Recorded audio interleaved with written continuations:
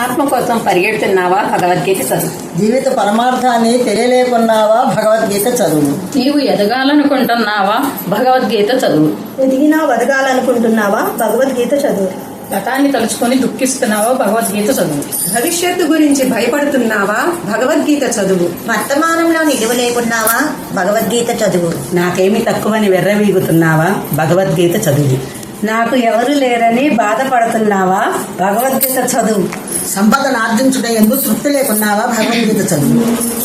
సారం లేని చదువులతో సతమతం అవుతున్నావా? భగవద్గీత చదువు. ఆత్మతృప్తి పొందే మార్గాన్ని అన్వేషిస్తున్నావా? భగవద్గీత చదువు. దేహ సౌఖ్యం కొరకే జీవిస్తున్నావా? భగవద్గీత చదువు. చావు పుటకలను మర్చిపోతున్నావా? భగవద్గీత చదువు. యవ్వన గర్వంతో ఎగిరి పడుతున్నావా? భగవద్గీత చదువు. వృద్ధాత్వం వలన గత చెందుతున్నావా? భగవద్గీత చదువు.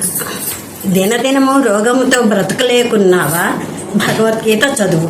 మిడిమిడి జ్ఞానంతో పెద్దల మాటలను పెడచెవిన పెడుతున్నావా? భగవద్గీత చదువు. సనాతన ధర్మానికి వారసుడవై నీ మూలాలను మరచి అజ్ఞానముతో మన దేవీ దేవతలను పరిహసిస్తున్నావా?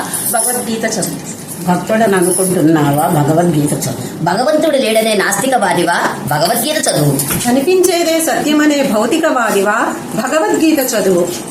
లేక చరాచర ప్రాణికోట్ల హృదయమునందు ప్రకాశిస్తున్న సత్య దర్శనం చేయాలనుకుంటున్నావా?